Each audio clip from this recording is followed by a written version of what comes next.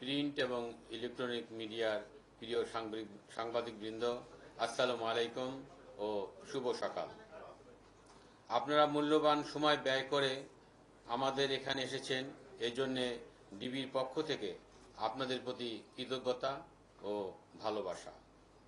অগ্নিঝরা মার্চের প্রথম দিনে আমি গভীর শ্রদ্ধাভরে স্মরণ করছি এদেশের সূর্য সন্তান বীর মুক্তিযোদ্ধাদের, যাদের সীমাহীন ত্যাগ ও দেশপ্রেমের বৌদলতে আমরা পেয়েছি একটি স্বাধীন ও সার্বভৌম মাতৃভূমি, আমাদের প্রিয় মাতৃভূমি বাংলাদেশ। একই সাথে গভীর শ্রদ্ধাভরে স্মরণ করছি জুলাই আগস্ট ছাত্র জনতার বিপ্লবের বীর শহীদ ও আহতদের, যারা বুকের রক্ত দিয়ে আমাদেরকে একটি সম্ভাবনাময় নতুন বাংলাদেশ গড়ার বীজ বুনে দিয়েছেন। সে লক্ষ্যে তেজদীপ্ত হয়ে আমরা নতুন বাংলাদেশের স্বপ্ন দেখছি। সিয়াম সাধনার মাস পবিত্র মাহে রমজান সমাগত। রমজানুল মোবারক।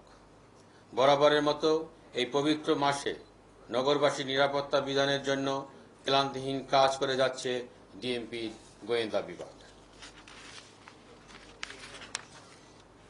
ডিটেকটিভ ব্রাঞ্চ ডিবি বর্তমানে আইন শৃঙ্খলা রক্ষায় গুরুত্বপূর্ণ ভূমিকা রাখছে।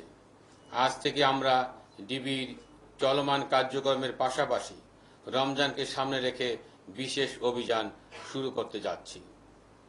এটা হচ্ছে এক ধরনের বিশেষ গোয়েন্দা অভিযান, যেটাতে ছদ্মবেশে আমাদের সদস্যরা মানুষের মধ্য থেকে অপরাধীদের শনাক্ত করতে পারবে।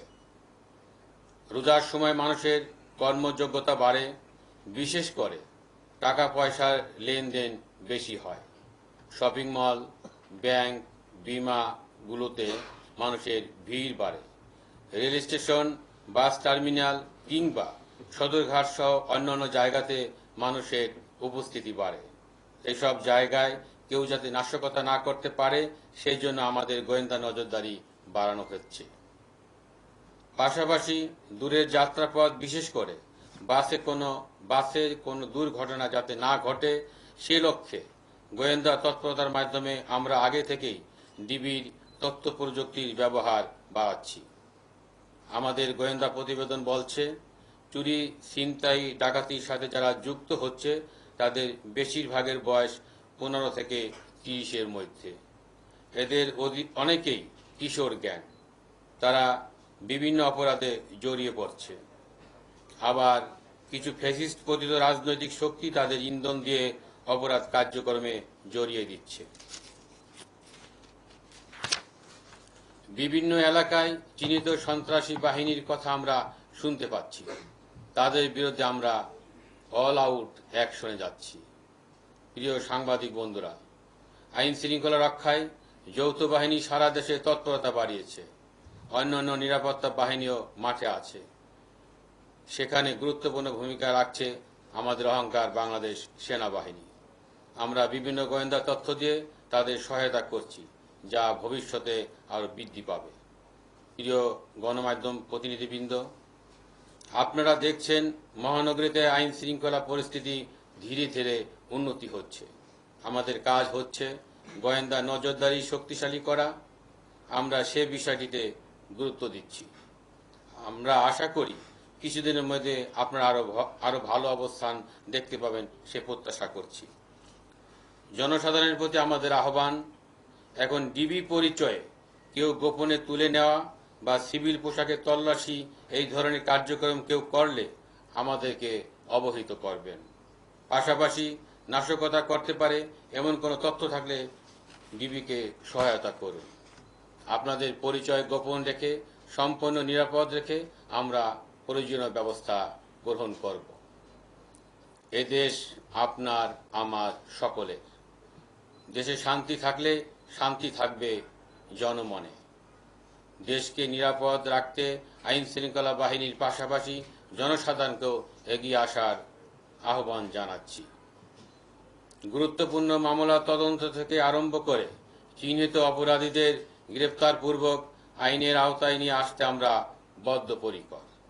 তারই অংশ হিসাবে ইতিমধ্যে ডিবি কর্তৃক উল্লেখযোগ্য সংখ্যক ছিনতাইকারী, ডাকাত ও অভ্যাসগত অপরাধীকে আমরা গ্রেপ্তার করতে সক্ষম হয়েছি।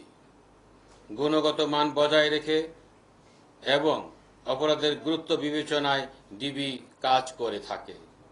আমাদের কাজে যেমন সক্রিয়তা আছে, তেমনি নিশ্চিত করা হয়েছে স্বচ্ছতা ও জবাবদিহিতা। আমরা যেমন সাধারণ মানুষের ভরসার আশ্রয়স্থল হতে চাই, তেমনি অপরাধীদের জন্য হতে চাই আতঙ্ক। সে মূলনীতি নিয়েই আমরা কাজ করে যাচ্ছি। ছোট অপরাধ বড় অপরাধের জন্ম দেয়, তাই যে কোনো অপরাধ ও অপরাধের ক্ষেত্রে আমরা নিয়েছি জিরো টলারেন্স নীতি। চুরি, ছিনতাই, ডাকাতি রোধে ডিবির নিয়মিত অভিযান অব্যাহত রয়েছে। সমাজকে মাদকের থাবা থেকে রক্ষা করতে প্রতিনিয়ত পরিচালনা করা হচ্ছে মাদক বিরোধী অভিযান। চিহ্নিত সন্ত্রাসী হোক বা যে কোনো অপরাধী হোক, ডিবির জালে তাদের ধরা পড়তেই হবে। সমাজে বিশৃঙ্খলা সৃষ্টিকারী সাধারণ মানুষের নিরাপত্তা ঝুঁকি তৈরি করে এদেরকে আমরা বিন্দুমাত্র ছাড় দিব না। পবিত্র মাহে রমজানে নগরবাসী যেন নিরাপদে ইবাদত বন্দী করতে পারেন, সেই জন্য ডিবির কার্যক্রম আরও বেগবান করা হয়েছে। আমি আত্মবিশ্বাসের সাথে বলতে পারি, নগরবাসী এ সময় অধিকতর নিরাপদ ও স্বস্তির পরিবেশে থাকবেন। যে কোনো প্রয়োজনে ডিবি আপনাদের পাশে রয়েছে। বর্তমান অন্তর্বর্তীকালীন সরকার এবং ঊর্ধ্বতন কর্মকর্তার নির্দেশ মোতাবেক নগরবাসীর শান্তি শৃঙ্খলা রক্ষায় আত্মনিয়োগ করব, এই প্রত্যাশায় আমার বক্তব্য শেষ করলাম। আপনাদের সবাইকে আন্তরিক ধন্যবাদ ও কৃতজ্ঞতা। আল্লাহ হাফেজ।